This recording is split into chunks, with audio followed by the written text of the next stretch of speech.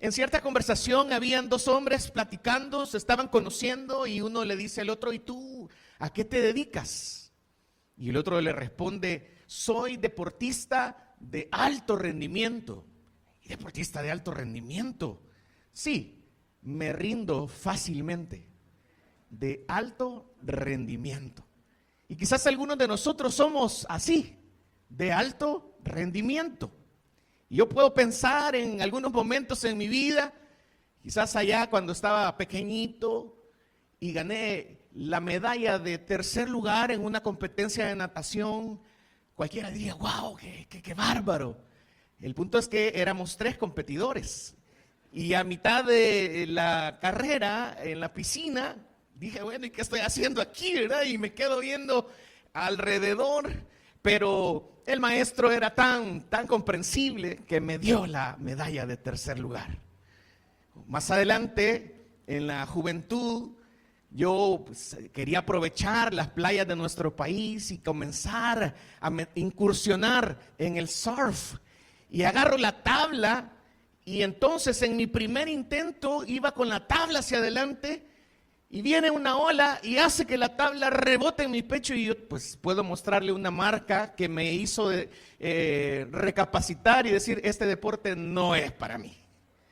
Así que dejé la tabla a un lado y pensé, ¿verdad? Quizás había otro deporte para mí y me metí a conocer amigos que andaban en el ciclismo, de estas bicicletas que se levantan con un dedo y no pesan absolutamente nada. Y un amigo me dice: no, ahora tú te vas a hacer ciclista. Y me presta toda la indumentaria, me presta una de sus bicicletas super ultra fascinantes y comenzamos en ese momento, ¿verdad? Para mí, me levanté de madrugada, íbamos, ¿verdad?, en un lugar muy seguro y él iba avanzando y yo iba detrás de él hasta que en ese momento comienza a tambalear la bicicleta y aquella bicicleta tan bonita, tan especializada y tan cara, ¿verdad?, cae al piso conmigo, ¿verdad?, a la par. Y en ese momento, al ver la bicicleta un poco arruinada y al verme más arruinado a mí, dije: esto no es para mí. Y puedo seguir mencionando, pero el propósito de esta reflexión no es decir a saber qué le ha pasado, ¿verdad?, a él, sino que en muchas áreas de nuestra vida nosotros tenemos esos retos que de repente nos hacen decir: no, ¿verdad?, no, me rindo, no es para mí. El problema es que quizás en ese sentido yo estoy hablando del área deportiva, ¿verdad? Pero ¿qué pasa cuando nosotros tenemos un reto en casa? Cuando tenemos una familia que sacar adelante, una relación que quizás no está funcionando. ¿Qué pasa cuando existen retos laborales, situaciones que se presentan donde ya el cansancio ha llegado a nuestro corazón y donde ya estamos por tirar la toalla? Esa figura del boxeo que el deportista ya no puede más y la señal para decir que ya no va a continuar es que su entrenador o él pues, tiran la toalla al piso para decir: ya no vamos a continuar peleando. ¿Y cuántas personas estamos tirando la toalla para decir: ya no quiero seguir adelante? Ya no quiero continuar con esto que me está pasando, ya no tengo fuerzas para seguir batallando. Así se encontraba estos primeros cristianos, porque para ellos era cuestión de vida o muerte. Ellos estaban enfrentando persecución por decir que eran cristianos, los estaban matando, los estaban poniendo como antorchas vivientes.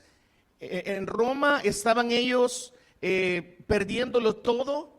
Y se estaban cansando, estaban ellos permitiendo que el temor llegara a sus vidas, pero estamos hablando de una situación riesgosa, verdadera, latente, persistente, que al final cansa. Y yo creo que también al pensar en nuestro presente, quizás no tenemos una situación tan agobiante o quizás sí, deberíamos buscar ayuda si tenemos una situación extrema. Pero quizás pensando en nuestra realidad, creo que es importante vernos a la luz de lo que la palabra de Dios nos presenta porque quizás algunos probablemente estamos cansados. Quizás algunos estamos batallando. Quizás algunos estamos enfrentando retos tremendos en casa. Retos tremendos en áreas de nuestra vida donde la invitación del Señor es lo que menciona precisamente el capítulo número 5 de esta carta. Leamos nuevamente el versículo 10. Dice Pedro: mas el Dios de toda gracia, que nos llamó a su gloria eterna en Jesucristo, después que hayáis padecido un poco de tiempo, Él mismo os perfeccione, afirme, fortalezca y establezca. ¿Quién en algún momento ha tenido esta disposición a rendirse, de bajar los brazos, de decir ya no más, ya no voy a seguir adelante, ya no voy a perseverar, ya no voy a persistir? Esto complejo que llega a suceder en nuestro corazón es algo que pasa en nuestro día a día. Quisiera que podamos dimensionar en primer lugar la realidad del sufrimiento, porque la Biblia en ningún momento está diseñada para ser un escape de la realidad. La Biblia muestra la realidad del ser humano, y la realidad del ser humano es que todos nos encontramos en un ambiente donde estamos listos para experimentar sufrimiento. Pedro no está escribiendo a una audiencia que se encuentra en comodidad, sino a creyentes que estaban dispersos en distintos lugares, en el Ponto, en Galacia, en Capadocia, en Asia y en Bitinia. Eran ciudades que se encontraban en este antiguo imperio romano, donde ser cristiano no era una opción, no era un estilo de vida que pudiera ser llamativo. Era algo riesgoso el poder decir que eran creyentes en Jesús. Imaginémonos a estas personas. Muchos no necesariamente eran judíos, eran gentiles que se habían convertido, que conforme se iba expandiendo el mensaje de Jesús, iban dando su vida a Él, pero siempre eran minorías. Estaban enfrentando incluso situaciones donde la gente se convertía y su misma familia les desechaba. No estaban de acuerdo con la decisión que estaban tomando. Quisiera que pensemos en esta dificultad que estaban enfrentando, porque era una presión de una sociedad que era anticristiana, que era en contra de los valores que ellos estaban abrazando. Y estas palabras de Pedro eran una realidad porque estaba mencionando que estaban sufriendo. Pero si podemos observar bien el texto, dice la palabra que iban a tener que sufrir después de un poco de tiempo. Porque en realidad tenemos que aceptar que hay sufrimiento, pero la realidad bíblica nos invita a nosotros a dimensionar el sufrimiento a la luz de la eternidad. Y cuando el sufrimiento lo vemos a la luz de la eternidad, vemos que el sufrimiento sí es algo dañino, sí es algo que nos bota, sí es algo que nos duele, que nos rompe, pero a la luz de la eternidad, el sufrimiento es pequeño. Este es un leve sufrimiento, es un breve sufrimiento a la luz de lo que vamos a experimentar cuando estemos en la eternidad. Por eso la Biblia nos muestra esta dinámica que existe en el día a día. Quizás usted está esperando que la vida le sonría, y cuando se levanta, uno de esos días que sí se levanta con el pie derecho, con ganas de salir adelante, cuando sí le dan ganas de venir a trabajar, en esos días que usted está, ¿verdad? Que, wow, me voy a comer al mundo. Quizás ese día que usted va a subirse al vehículo y tiene la llanta ponchada, cuando va a salir a la carretera y hay un tráfico que colapsó todo, una moto que se le cruzó. De repente usted, ¿verdad?, comienza a decir, bueno, creo que no era el día que yo había planificado, porque uno comienza a hacer su lista de cosas bonitas que le van a pasar en el día. Pero la sorpresa, quizás ya no tan sorpresa, es que siempre nos encontramos con situaciones que cambian nuestra rutina y en las cuales nosotros no podemos dominar. Así que es importante dimensionar el sufrimiento a la luz de la eternidad, pero reconocer que es una realidad y reconocer que si el día de hoy nosotros tenemos las Sagradas Escrituras en nuestras manos, es porque estas personas, al escuchar estas palabras del apóstol Pedro, tomaron una decisión y dijeron: no importa el sufrimiento, no importa que nuestra vida esté en riesgo, no importan las circunstancias, si este sufrimiento a comparación a todo lo que vamos a experimentar en la eternidad es corto, entonces vamos a continuar. Y creo que es importante también para nosotros, en medio de todo lo que pueda estar pasando en nuestra vida, con el desarrollo de los distintos proyectos en los que estamos involucrados, es importante aplicar este principio, porque el Señor nos ha diseñado para que podamos descansar en Él. Pero el descansar en Él no es poner una hamaca entre dos palmeras, tomar un coco en la mano y mecerse en la brisa marina. Eso no es descansar en el Señor. Descansar en el Señor es saber de que a pesar de las dificultades que vengan a nuestra vida, a pesar de los problemas que podamos estar experimentando, en Dios tenemos una guía precisa para poder salir adelante. En Dios tenemos las fuerzas necesarias para poder continuar. Si nosotros buscamos en nosotros, en nuestras capacidades, si nosotros decimos: yo tengo un poder en mí de que aguanto todo y que se me venga adelante todo porque yo voy a batallar. Si nosotros pensamos que por nosotros mismos vamos a poder salir adelante, eso no va a ser así. Fuimos diseñados para ser guiados como ovejas por el pastor.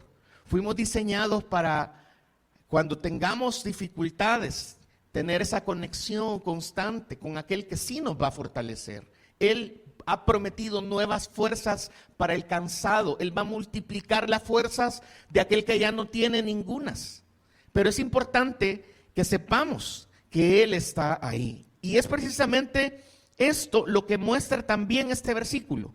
Tenemos no solamente una realidad del sufrimiento, sino que también tenemos un Dios que se distingue en este versículo como el Dios de toda gracia. Este versículo nos muestra a un Dios que tiene diferentes recursos, un Dios que tiene el poder para ver nuestro corazón y para ayudarnos a seguir.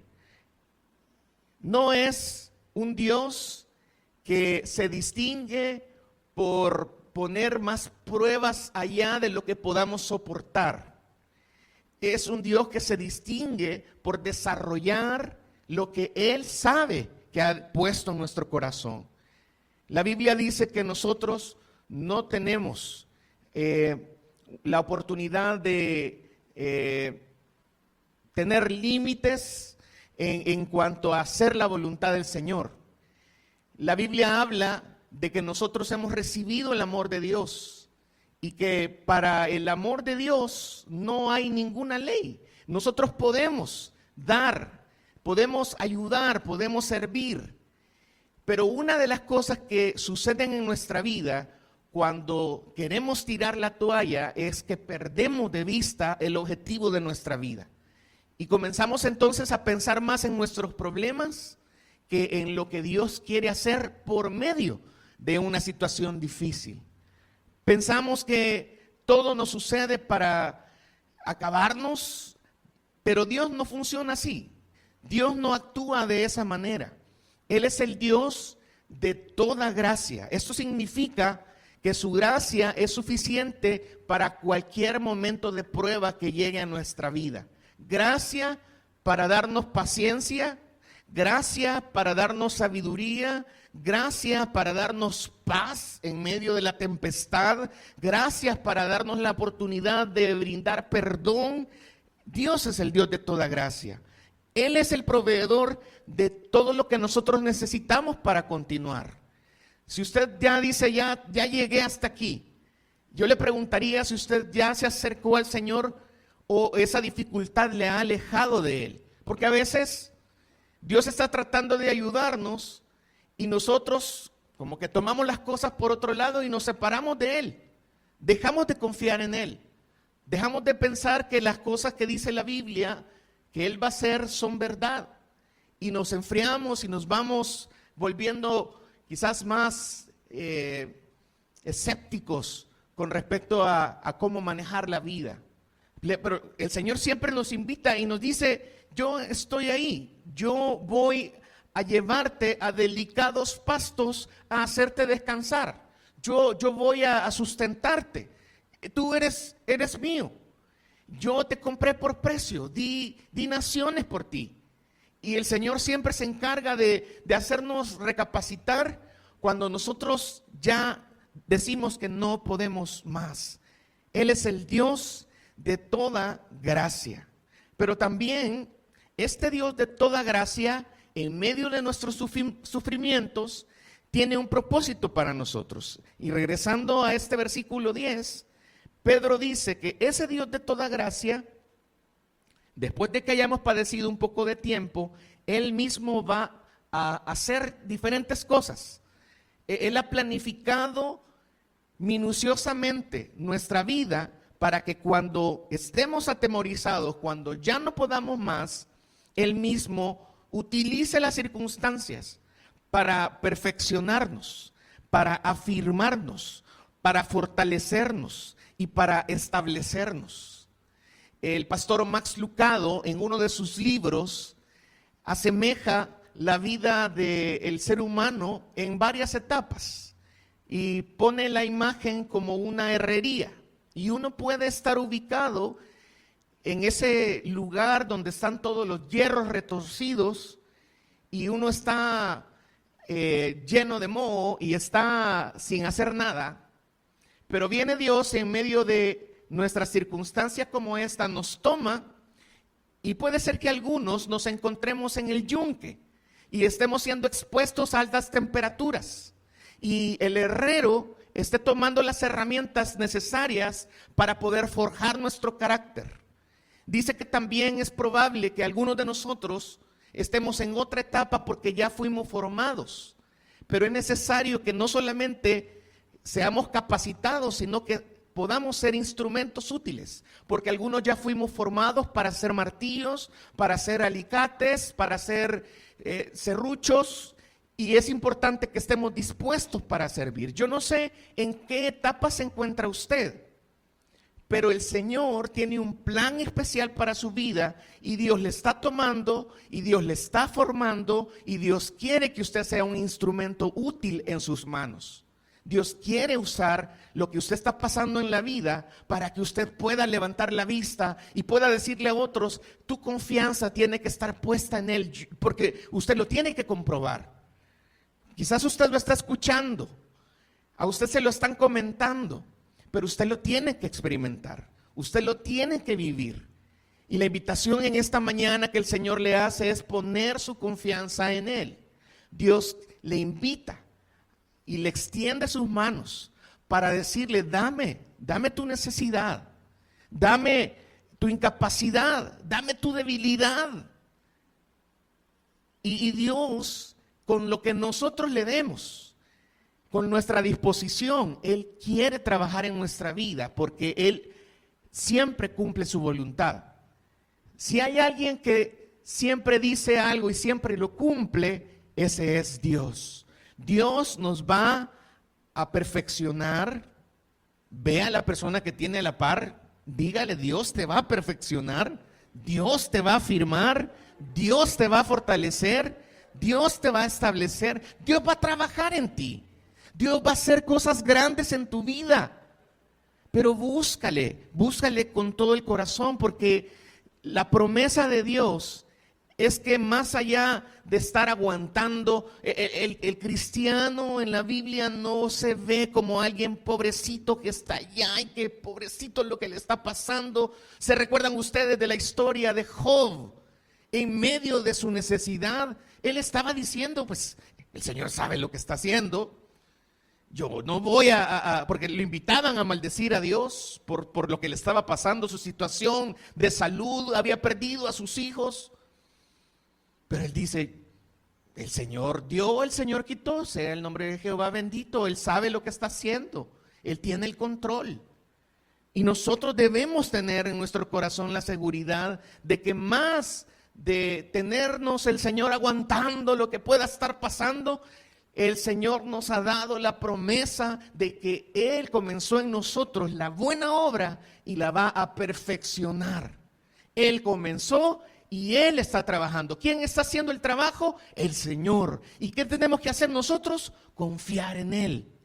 El Señor está haciendo su voluntad. Y por eso este tipo de palabras que está usando Pedro son palabras sumamente importantes, porque está hablando de fuerza, de que nosotros seamos capaces, cuando le confiemos al Señor nuestra carga, de soportar cargas aún mayores de lo que creíamos antes poder soportar. Porque Dios nos pide que demos el primer paso, pero Él está viendo todo lo que va a hacer cuando tengan nuestra confianza, cuando tengan nuestra atención.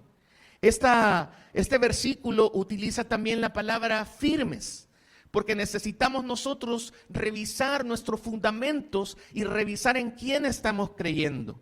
Si creemos en un Dios pequeño, van a venir los vientos y las tempestades, y es como que nosotros hayamos construido nuestra casa sobre la arena, y entonces esa casa se va a derribar. Pero si nuestros fundamentos están puestos en la roca que es Cristo, van a venir los vientos y las tempestades y nuestra casa va a permanecer. Porque necesitamos desarrollar un carácter que no tenga temor ante las dificultades, que no vacile en medio de las nuevas tormentas que vamos a atravesar.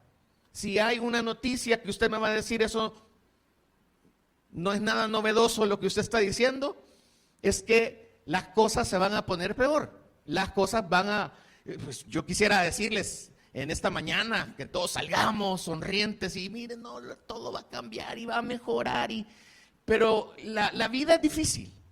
La vida es pesada, la vida es dura.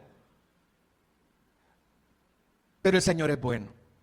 Pero el Señor, con su gracia, nos va a ayudar para que nosotros podamos ver la vida no a nuestra forma, sino a su manera.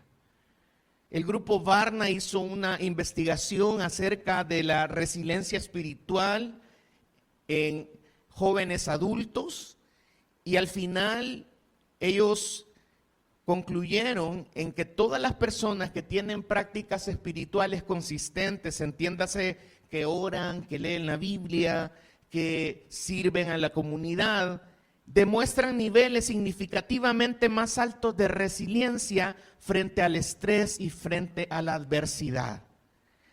Esto al final nos está mencionando que la fuente de nuestra fuerza para no rendirnos es una conexión activa con el Dios de toda gracia.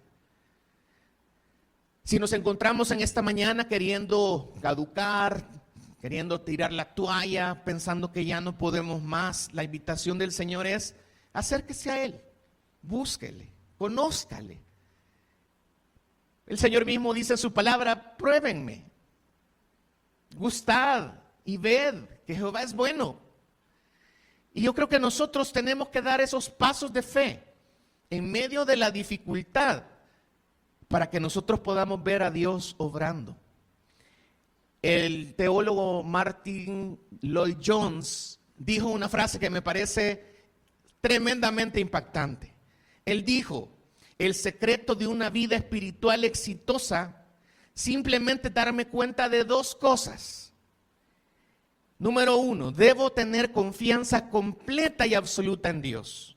Y número dos, no debo tener ninguna confianza en mí mismo. Si usted reconoce su debilidad, pero busca a Dios, el Señor no le va a defraudar. Pero si usted piensa que usted, pobrecito, que nadie lo comprende, que nadie lo entiende y que ya no puede más. Como dijo el señor Henry Ford, sea que tú digas que eso es cierto, pues en realidad eso te va a suceder. Yo creo que nosotros, en medio de esta carrera que estamos desarrollando de la vida, no sé en qué kilómetro va usted, yo ya voy varios kilómetros adelantito, pero la buena mano de Dios siempre nos va a sostener y Dios siempre llega a tiempo. Si ahorita usted está pasando un momento de dificultad, sepa que Dios va a llegar a tiempo. Búsquele con todo el corazón. Él es especialista en hacer cosas de donde no las hay. Él es especialista en reconstruir vidas. Él es especialista en lo que todos dicen que es imposible. Él es el Dios en el que creemos. Él es el Dios de toda gracia que nos capacita para no rendirnos. Usted necesita en esta mañana reconocer que el tiempo es corto, que la vida es pasajera y que necesitamos entonces rendirnos a Él. Usted necesita en esta mañana confiar en el Dios de toda gracia y dejar de apoyarse en su propia fuerza y confiar activamente en la gracia de Dios para su necesidad. Usted necesita en esta mañana visualizar que Dios le va a hacer más fuerte, firme y estable en la medida que usted confíe y ponga su esperanza en Él. No se rinda. La promesa de Dios es para aquellos que confían en Él. Su historia puede ser de inspiración para muchos. Su historia puede cambiar la historia de su familia, porque usted puso su confianza en Dios. Que hoy, al salir de este tiempo devocional, usted pueda encontrar su confianza en el Señor. La palabra del Señor no vuelve vacía. Él nos habla a cada uno de nosotros.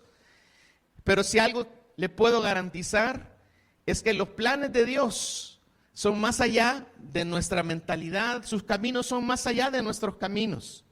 Confíe en el Señor, búsquele a Él. Él le llamó y Él le va a sustentar y le va a perfeccionar.